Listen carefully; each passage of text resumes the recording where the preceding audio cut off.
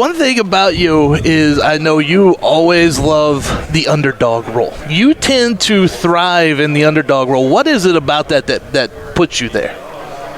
Been an underdog my whole life. Was raised that way. I married a white-collar wife, and I'm a blue-collar guy. And she's amazing, by the way. She keeps you in line. She does.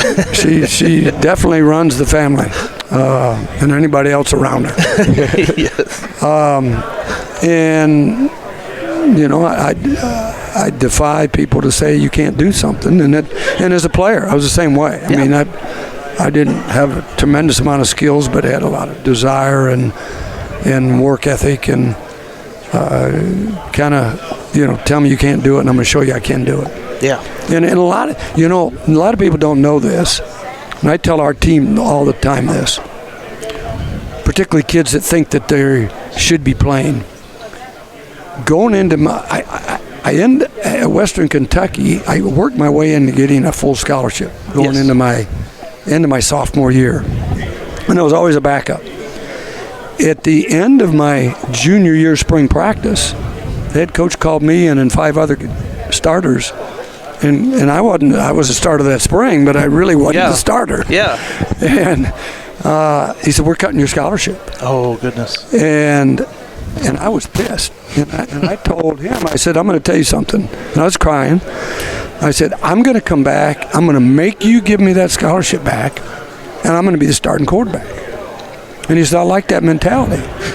And I came back, and we had our instead of our 300-yard shuttle that we ran 440 back in the day. And we had track guys on the team, and I ran faster than all of them. And we had to do 2 of them. And I did it on purpose because I wanted those coaches to say, "Wait a minute, this is the same guy we cut." And I was the only one of the 5 guys that came back. Wow. The rest of them quit, which is what they wanted us to do so they could take their money. And I wasn't going to do that. And eventually I won the starting quarterback job, and that's kind of who I am. And, Coach, you brought today a 6th-year offensive lineman and a 7th-year offensive lineman, but your team is very young. You lost 39 players off last year's roster. What's kind of the process in the offseason of making sure these new guys in a young team understand that standard of Midwestern State? Well, we had a tough offseason. We really did.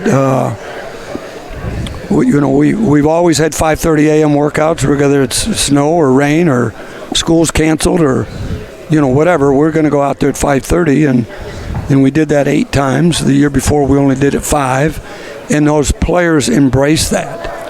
We, for the first time, we've always filmed it, but not always did we watch the video as a staff. Yes. We went and watched every video of every drill, and we saw guys. Look how hard this guy's working in 7th station. I think we had 7 or 8 stations. And so I think we established with those young guys that, hey, this is what we are. And we had really good work ethic. And, I mean, it was not good, it was outstanding work ethic, which is what you have to have when you don't have established players or upper guys that have been around. Yeah. And we went back and looked at the year before. And we had shitty. It was terrible. It was terrible 5:30s. Yep. It really was bad. And when we hired a GA that was on that team last year, and we pulled it out and showed it to him, I said, "Look how bad you were. Look how bad your other guys were." Well, that was why we were bad last year. Yeah. 6 and 5 for some of these teams is pretty good. For us, it's totally unacceptable. Well, and a lot of that, too, you had so many home games last year. And normally inside Memorial Stadium is where you guys really, you handle your business there historically. This year you have about 5 games at home again? I have no idea. I think it's about 5. I think it's about 5 home games. What is it about that? And is there anything besides the work ethic that you could put on from last year at home? Or is that something that you just want to dominate that place? Our kids like playing at home. We've got a routine that we go through that probably everybody does at home. And our kids like going on the road, too. I mean, we actually eat better on the road. Yes. What you lack on the road is sleep. Yes. You know, you're traveling. I mean, to drive to Kingsville, you're a 10-hour drive, and you and I, Coach, have talked sometimes about this, like how hard it is. And you talk about eating. Just if you would, just briefly get into, like, at home, you don't know what meal they have, but when you go on the road, you know what they're eating the night before the game, which is vital. Yeah. And well, we've probably 5, 6, maybe 7, 6 years ago, probably we started, well, maybe longer. We raised money through the community and went to McBride's every Friday night at 5:30. Nice. I hated it at 5:30, but that was the only time they would take us and still be able to have their normal crowd. And then, like I say, 3, 4, 5 years ago, Jerry Johnson said, you don't need to be raising money during the middle of the season and on Friday morning to make sure you got enough to pay the bill. He said, I'm going to take care of it all. He said, you don't worry about it. So he's gone out and got us sponsors for every home game. We still use McBride Steaks. We go across the street to First Christian, and we get out of practice at 4:30. Kids can shower. We now go eat at 6. We get out of there about 6:30, and we get a steak dinner, and we get that in them.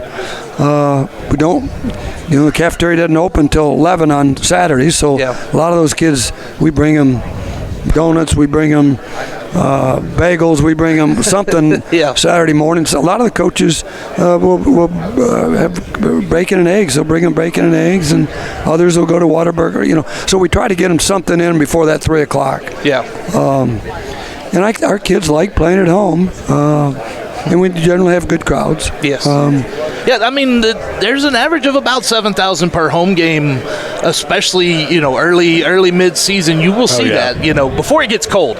When it gets cold, the crowd wanes a little bit. Yeah, and I think that's probably true everywhere. Yeah, I think so. Coach, you mentioned the 6-5 record last year, not up to your standard, but when your team was executing and playing well, you were really playing well, and that was a big theme. And then when you weren't playing so well, the wheels kind of fell off the bus execution-wise. I was wondering, when you're talking about not playing as well, was it like an execution and mental bust thing, or was it like physically not being able to compete? I don't know that it was a physical thing. I mean, we're not as big as everybody, but we're as fast or faster and as quick.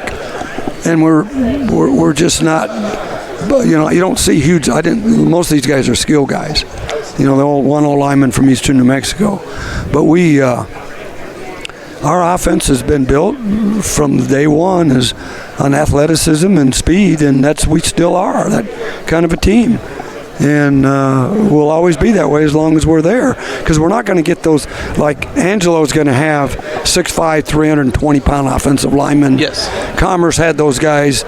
Tarleton had those guys, and they kind of model. I don't know that they say that's what we're going to model those two programs, but that's who they are. They're big and strong and physical, and then they make the back. Well, ours is we're gonna move laterally more than we're gonna move vertically, I guess, if you will.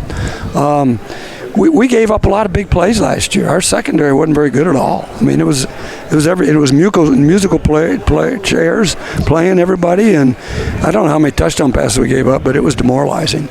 And we got better, but we weren't good enough. And we were close, and then for us to win the Kingsville game, I mean, that was a big one. That was a big one. They punt the ball with 2 minutes to go, and we get on the 5-yard line. They put it all the way to the 5. We go 95 yards and don't ever throw a pass and go ahead. And then there's a minute to go or less, and they march all the way down to the 10-yard line, and they've got 4 downs to get in. I mean, in theory, we should have never won that game. It had to be a great spectator game. Oh, that was a great. I remember watching that game, Coach. It was fantastic, and hopefully we see more of those victories and thrilling moments from the Mustangs this year. Coach, it's always a pleasure having you, and I appreciate the access you give us all the time. Appreciate it. I hope the games that we are able to be successful in don't have to come down to the last play of the game to win. Of course. All right, Coach, I'm with you. Thank you so much. Coach Bill Maskill from Midwestern State. Thanks so much, Coach. Thank you, Coach.